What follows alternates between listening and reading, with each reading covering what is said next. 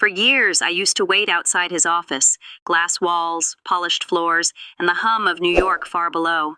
The kind of office where people whispered his name like he was a god. Ethan, CEO of Harlow Chase Industries, my husband. My mistake wasn't loving him. It was believing I belonged in his world. That night, I stood by the tinted windows, watching the city burn in orange lights. He was pacing near the conference table. Tall, sharp suit, voice like command itself. Around him sat his board members, sleek and smug, pretending not to look at me. He'd asked me to bring a file, just a file, but I could feel it before it happened, that something was wrong. He looked at me the way people look at stains on expensive clothes.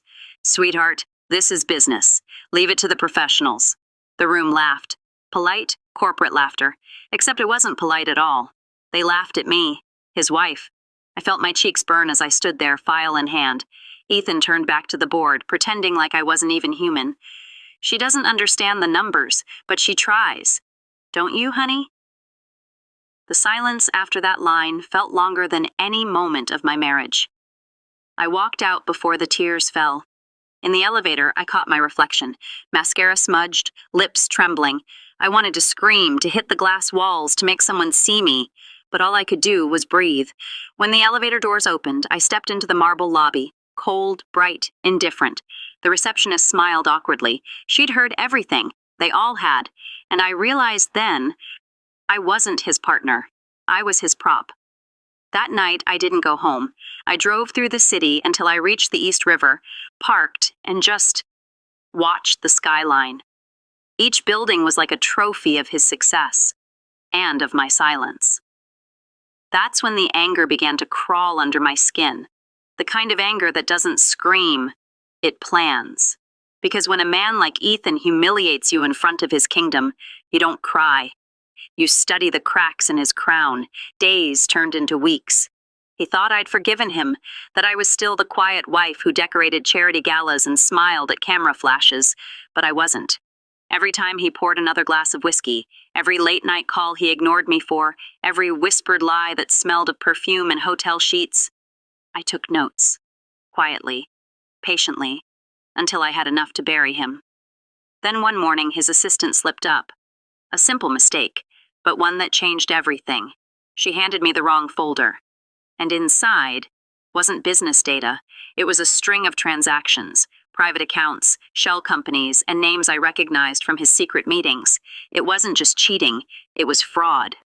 I remember standing there, holding the proof, while the world outside his glass tower spun like a slow carousel. For the first time, I wasn't the broken wife. I was the storm he didn't see coming. If you want to see what I do next, hit subscribe now. And don't make me call you out later when everything goes public. If you choose not to, tell us in the comments why you walked away. I promise you won't like the answer. I didn't confront Ethan about the folder right away. No, that would have been too merciful. Instead, I slipped it back into the stack, exactly where his assistant had left it. He never noticed. He never noticed anything about me anymore. And that was his first mistake.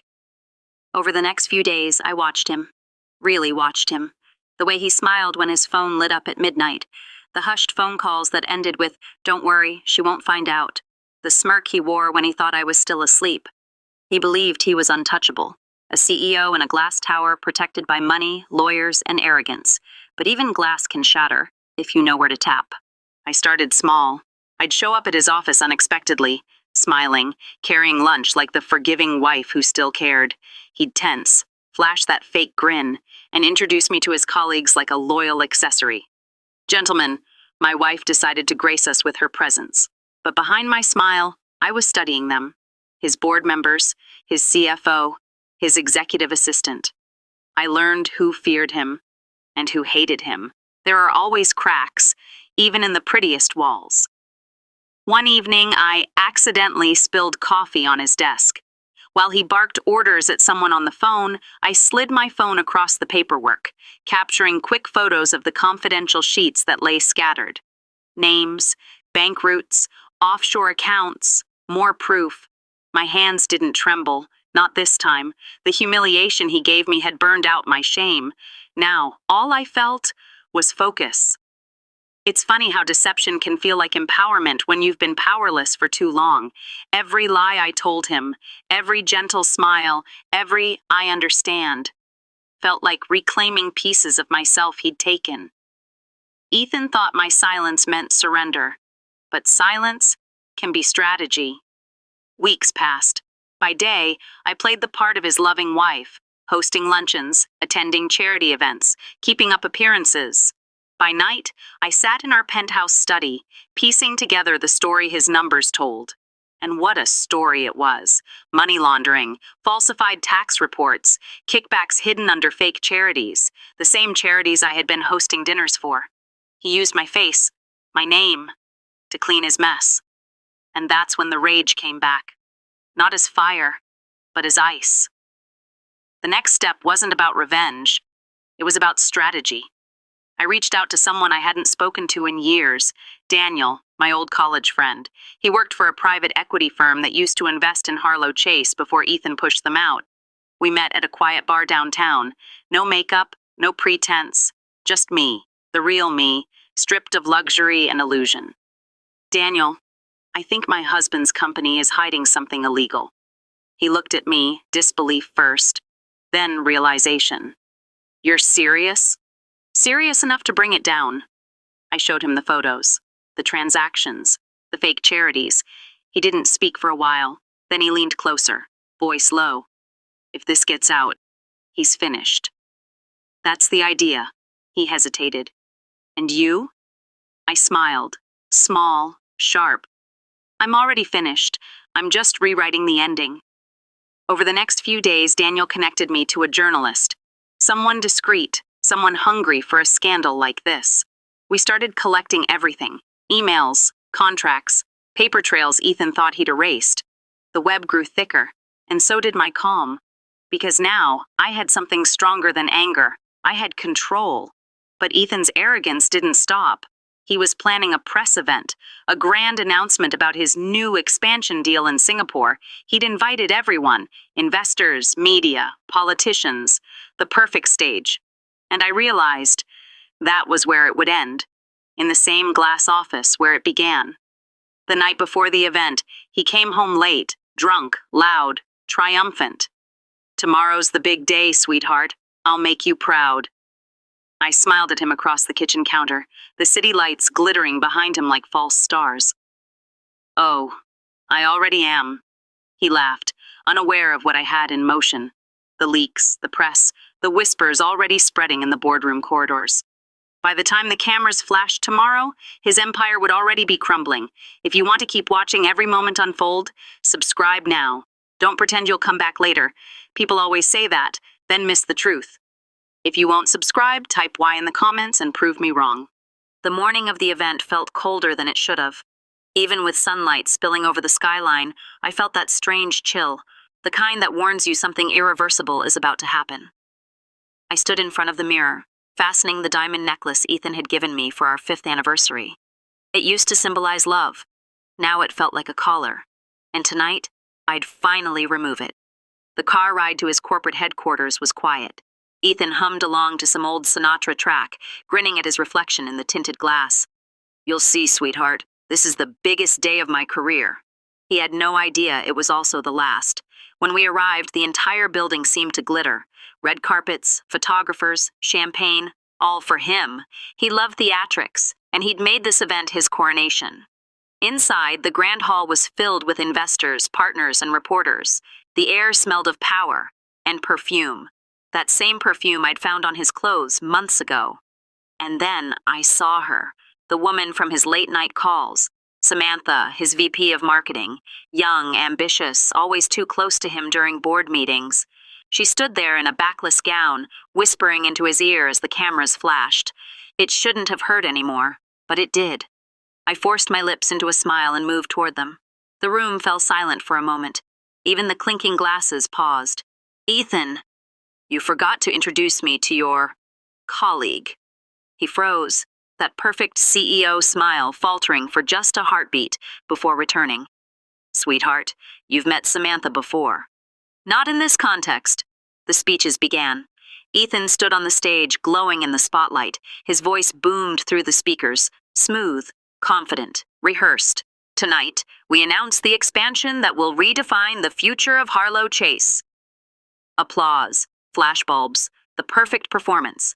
Except in the control room above, something else was being cued. Daniel's contact, the journalist, had arranged for a different presentation to play on the main screen, scheduled for the highlight reel Ethan insisted on showing near the end of his speech. I'd timed it perfectly. He raised his glass. To success and to legacy. The audience echoed the toast. The screen behind him flickered, static, and then shifted. First came the company logo, then a slideshow of expansion statistics. Then, the numbers changed, a list of hidden accounts, transaction IDs, wire transfers, offshore balances. The music cut off, the lights flickered again. Then came the emails, real ones, between Ethan and Shell corporations laundering money under fake charities. If you're watching this moment and you haven't subscribed yet, subscribe now, because once this goes public, the cowardly ones will disappear. You don't want to be the one who says later, "I almost knew." If you refuse, explain in the comments. I dare you. Turn it off. He spun toward his assistant, shouting. The crowd erupted, murmurs turning into chaos. Phones came out, reporters moved closer, and I stood there, frozen in the noise, my hands clasped, calm. For the first time, I wasn't afraid of him. He looked down from the stage, eyes wild. You! Did you do this? I didn't answer. I just tilted my head and smiled. The silence between us said everything. He understood. Security rushed to the control booth. The journalists were already streaming it live. In minutes, every investor's phone would buzz with the same leaked files. The empire was burning. I turned and started walking toward the exit, slow, deliberate steps through the chaos. People were whispering my name, piecing it together. The wife. The betrayal. The revenge. And I let them whisper. When I reached the lobby, I looked up one last time, through the glass, at that man on the stage who once thought he was untouchable. He looked small now. So very small. I stepped outside. The night air hit my face like freedom. As I crossed the street, my phone buzzed. It was Daniel. It's done. The files are everywhere. I didn't reply. I just stared at the message, then at the building glowing behind me like a collapsing star. For a moment, I thought I'd feel joy, but what I felt instead was relief and exhaustion. Because when you finally bring down the monster, you realize how much of your soul it took to fight him. But this wasn't over. Later that night, as the story hit the headlines, I received a call from an unknown number.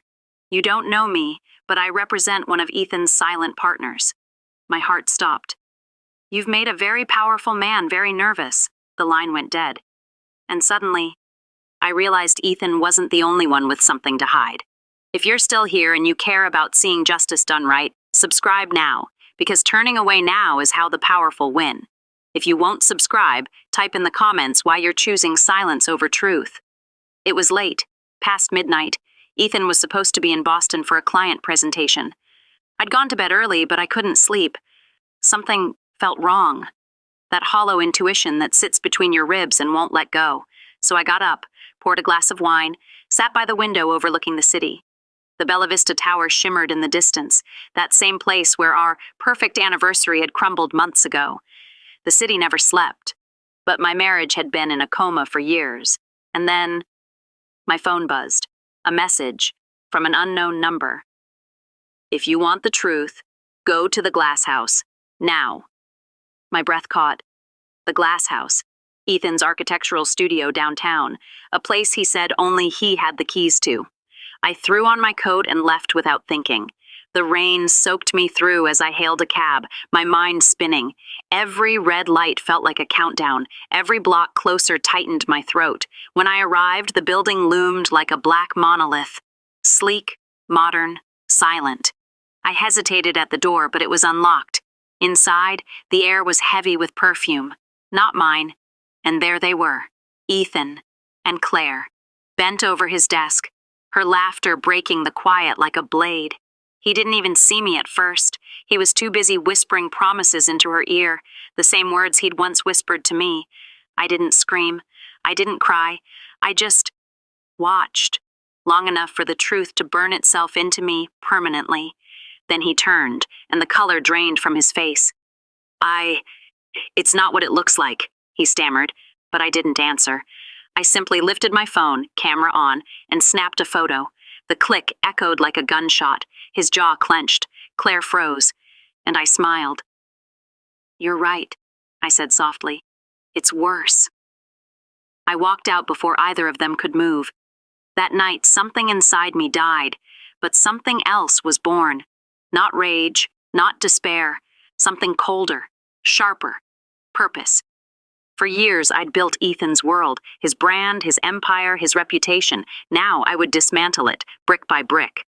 I started with silence, no confrontation, no drama. I let him think he'd gotten away with it. He'd come home the next day pretending nothing happened, his smile too careful, his voice too warm. And I played along. But while he slept, I began collecting. Emails, financial documents, contracts he'd hidden, messages he'd sent. Ethan's company wasn't as clean as he pretended, and I knew exactly where to find the dirt because I'd helped bury it.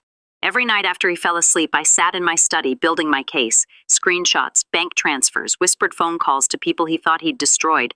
I learned things, horrifying things, about the empire I'd helped him build. Fraud, bribes, a fake charity that siphoned client funds. It wasn't just betrayal of love, it was betrayal of humanity. The man I married didn't exist. He was a ghost in a designer suit, feeding on everything he touched. But I had one advantage he didn't. He underestimated me. For years he thought I was the quiet wife, the ornament at his side, smiling at his success. He never noticed the way I remembered everything, every password, every signature, every lie. By the time he realized something was wrong, it was too late. He came home one evening, briefcase in hand, exhaustion on his face, and found me in the living room, staring at him like I was studying a stranger. "You've been distant lately," he said carefully. "Is something wrong?" "No," I said. "Not yet." He smiled, that charming, hollow grin that once melted me. But this time, I saw through it.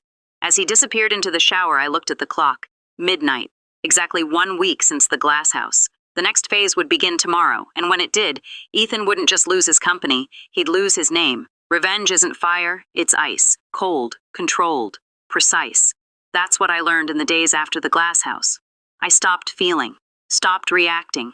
I became something Ethan couldn't predict. Calm. And in that calm, I found my power. By morning, I was already in motion. I met with his accountant first, the one he fired 3 months ago after she caught an error in his ledgers. Her name was Marissa. Sharp, tired, but still angry enough to listen. When I showed her the screenshots, she went pale. When I offered her a deal, she smiled. "You want to bring him down?" she asked. "No," I said. "I want to erase him." She didn't need to ask more. In business, destruction is often more satisfying than justice. We began rebuilding the trail. Every fake invoice, every offshore account he'd hidden under his partner's names. Ethan had built his empire like an illusion, but illusions collapse fast when you remove the mirrors. Meanwhile, I played the perfect wife. Dinners, events, smiles for the cameras. I laughed at his jokes while forwarding his confidential files to a journalist I once tutored in college. He thought I was asleep beside him at night, but my mind was already rewriting his ending. Weeks passed, then came the gala, the same Bella Vista venue where our 10th anniversary had fallen apart. This time, Ethan was being honored. Architect of the Year. Perfect. The room sparkled with city elite, politicians, investors, influencers who lived on borrowed charisma.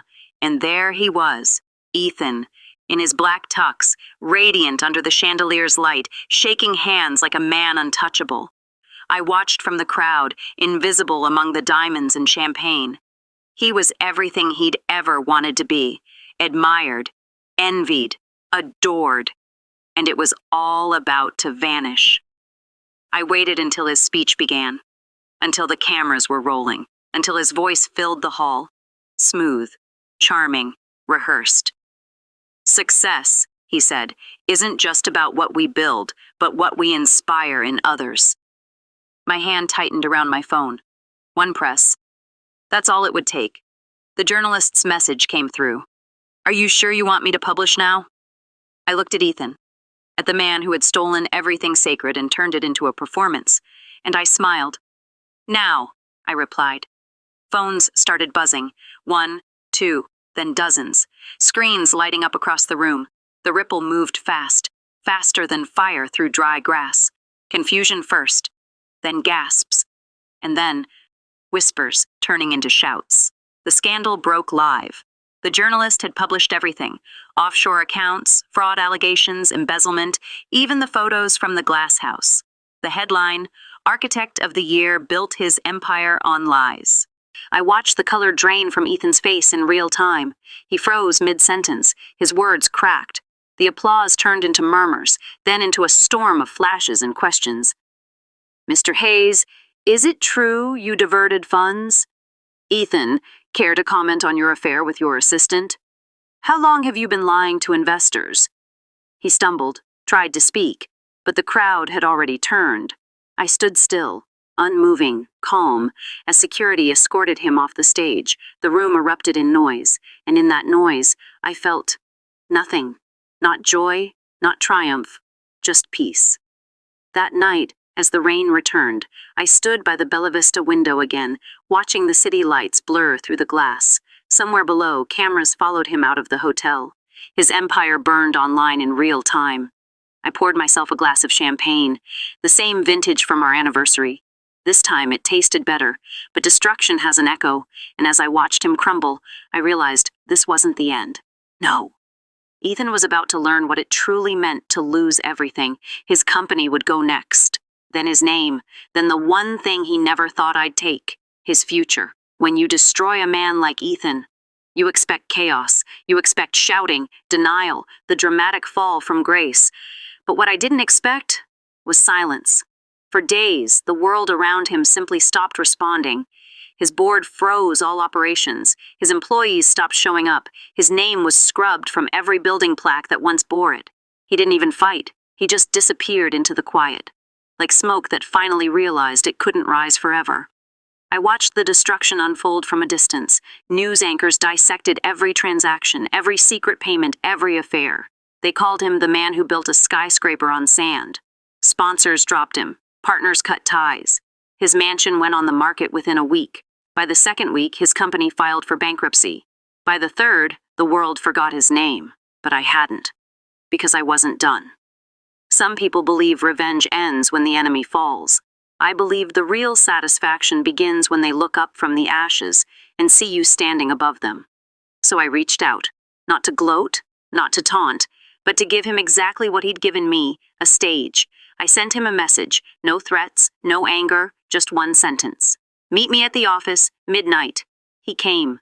Of course he did. Even in ruin, Ethan couldn't resist control, couldn't resist the need to face the person who had finally outplayed him.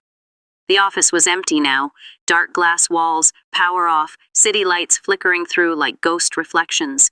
He walked in wearing the same tailored coat I once bought him for his birthday, but this time he looked smaller. You did this, he said. No, I whispered. You did. He laughed, bitter, hollow. You ruined me. You destroyed everything I worked for. You built everything with my silence, Ethan. You built it with my loyalty, my love. And when you thought I was weak, you gambled it all. I just stopped playing your game. He stepped closer, eyes glassy, voice trembling. You think they'll remember you any better?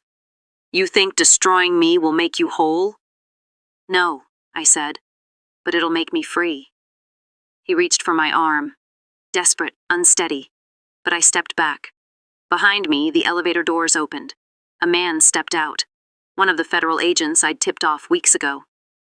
Mr. Hayes, the agent said, you're under arrest for financial fraud and corporate embezzlement.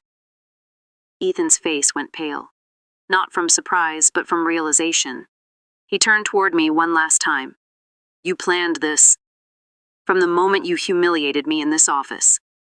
They cuffed him quietly, no shouting, no spectacle, just the quiet shuffle of shoes across marble floors. And as the elevator doors closed on him, his eyes never left mine. That was the first time I'd seen fear in them, real fear.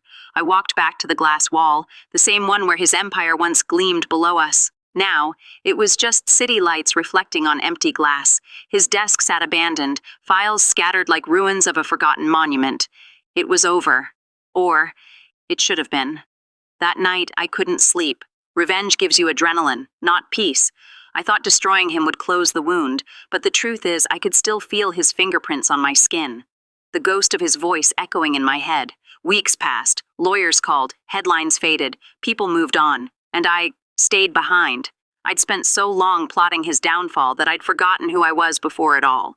The woman who laughed without checking her reflection, the woman who believed love meant safety. So I left New York, sold the apartment, took what was mine, legally and emotionally, and disappeared into somewhere quieter. I didn't need to explain. Some victories are best lived in silence. Before I left, I walked into that office one last time. Everything was being packed up. Furniture, awards, the last traces of his legacy. But on his desk, I left one thing behind. A single glass keychain with our initials engraved inside. A symbol of what he destroyed, and what I rebuilt. For the first time in years, I felt light. If you followed this story this far and you want to watch what I build next, subscribe now. If you think you'll skip it, at least be brave enough to say why in the comments. Cowards hide. Readers comment. When I left New York, I thought silence would heal me, but silence has a way of talking back. Every morning, I woke to the sound of waves instead of sirens, coffee instead of champagne, no meetings, no cameras, no lies. On paper, I had won. Ethan was gone. His empire was dust. My name was clean again. But inside, I felt suspended, like someone cut the strings of a marionette. And I was just hanging there, weightless. You spend years building your revenge, rehearsing it, polishing it, living for it. Then one day it's done. And you realize your purpose died with your enemy. I'd sit by the shoreline every afternoon, watching the tide come and go, wondering if justice ever truly feels like freedom, or if it's just a quieter kind of prison. Sometimes I'd think about Ethan. Not the monster he became, but the man he once pretended to be. The laughter, the plans, the way he used to look at me like I was the only real thing in his world. Maybe he believed it once. Maybe I did too. Then, one evening, a letter came. No return address. Just my name written in a hand I almost didn't recognize. I should have burned it. But curiosity has always been my weakness. It was from him. From prison. I don't expect forgiveness, he wrote. I just want you to know. You were always better at building than I was. You built something I could never understand. Loyalty, love. I destroyed it because I didn't know how to keep it. I read it once, then again, then I tore it in half. Forgiveness is a strange thing. People think it's a gift to the other person, but it's really the only weapon left to free yourself. And that night, staring at the torn pieces, I realized I wasn't ready to forgive. Not yet. Weeks passed. I started writing again. Journaling. Something I hadn't done in years. Not about him, not about revenge, but about myself. The small things I'd forgotten to notice. The way light hits the water in the morning. The way quiet feels heavy until it doesn't anymore. I stopped checking the news. Stopped wondering if he was still trying to appeal his sentence. The world moved on. And for the first time, I let it. Peace doesn't come crashing in. It drifts like fog. One morning you wake up and realize you can breathe again. Then something unexpected happened. One of Ethan's former investors tracked me down. A woman named Caroline Pierce. Older, sharp, elegant. She'd lost millions in his collapse. I expected anger, but she smiled when she saw me. I know what you did, she said, and I don't blame you. But you're wasting something powerful. That mind, that fire. Don't let him take your ambition too. Her words stuck with me, because she was right. I'd spent so long trying to destroy what Ethan built that I forgot I could build something myself. Something better, something honest. So I did. I started small, consulting for startups, helping women launch businesses that didn't rely on men like him to validate them. I used the same strategies Ethan once used to exploit, but this time, to empower. And slowly, the past stopped chasing me. It still lingered in dreams, in smells, in echoes of his voice, but it didn't own me anymore. That was the real victory. One evening, months later, I stood on the beach watching the sunset. The sky looked like molten gold spilling into the ocean, the kind of beauty that doesn't need an audience. And for the first time, I whispered something I hadn't said in years. Thank you. Not to Ethan, not to the past, but to myself, for surviving. If this ever happened to you, If someone ever tried to bury you beneath their success, remember this. You can rise from the wreckage, not as who you were, but as who you decide to be. It's been 2 years since that night in the glass house. 2 years since I pressed send and watched Ethan's empire crumble beneath its own lies. Sometimes it feels like another lifetime. Other times it feels like yesterday. Revenge gives you a moment of fire, but reflection gives you the meaning behind it. When I look back now, I don't see a story about a man who betrayed me. I see a woman who was reborn in the ashes of her own restraint. For years, I thought my silence made me weak. Now I understand. It was the silence that made me dangerous. I live in a small coastal town now, one of those places where nobody cares what car you drive or what name is etched on your building. The locals know me as the woman who walks by the pier with her coffee at sunrise. They don't know my past. They don't need to. I built something new here.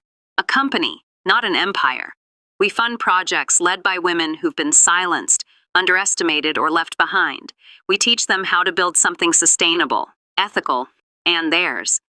When people ask why I started it, I just smile and say, because power is safest in the hands of those who know what it's like to live without it. Sometimes I still see his face on the news, old footage replayed in documentaries about corporate greed. Ethan Hayes, they call him, a cautionary tale. He serves time quietly now, from what I've heard. No appeals, no public statements, just silence, the same kind I once lived in. I used to think I'd feel sorry for him someday, but I don't. Pity is just another form of attachment, and I've let go of all of it. One morning not long ago, I returned to New York for a conference. Walking through the city again felt surreal, like stepping into a movie I'd already seen. The skyline hadn't changed, but I had. As I passed what used to be his headquarters, I stopped. The sign that once read Hayes Company was gone. In its place, a new name gleamed in silver letters. Aurea Foundation. Mine. I stood there in the sunlight, remembering the woman who once stood in that same spot, humiliated, broken, invisible. And I smiled, not in victory, but in peace. I had turned his legacy into my beginning, and in doing so, I realized something no revenge could ever teach me. Closure doesn't come when they fall. It comes when you rise and never look back. If my story moved you, subscribe now, because silence helps abusers keep secrets. If you won't subscribe, I want to hear why. Leave it in the comments and stand by your silence. See what choosing to look away costs you. That night, as the conference ended, I walked down to the Hudson. The water shimmered with city lights, gold, red, blue, all melting into one endless reflection. I saw myself there, older, calmer, stronger, not the woman who lost, not the woman who avenged, but the woman who became. If you've ever been broken by someone who thought they could define you, remember this: you are not what they did to you. You are what you do next. Don't let their cruelty become your story. Let your rebuilding become your revenge, because in the end, he lost his empire. I found myself, and between the two, I think I came out richer. If this story touched something inside you, tell me in the comments. What would you have done if you were me? Would you have burned it all down, or walked away sooner? And if you've ever found the courage to rebuild your life from ashes, subscribe, because your story deserves to be heard too.